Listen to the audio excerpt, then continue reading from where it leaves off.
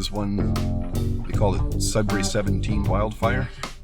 It was like raging out of control for about a week, but they got it under control now. Oh, that's good. Yeah. Maybe the rain helped a little bit there yesterday. At least we got some rain. Yeah. Yeah. We needed it.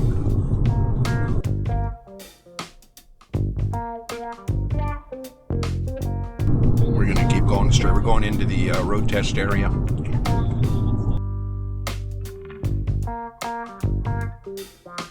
How was work last night? It was good. It was busy. Busy? I guess so, eh? With people in the gardens and all that. Bunch of plants and all the dirt that's everywhere on the cache. That's it? Yeah. Makes a little extra work for you, I guess. To sleep all after. Yeah. We're supposed to get some thunderstorms today. Oh, seriously. Yeah.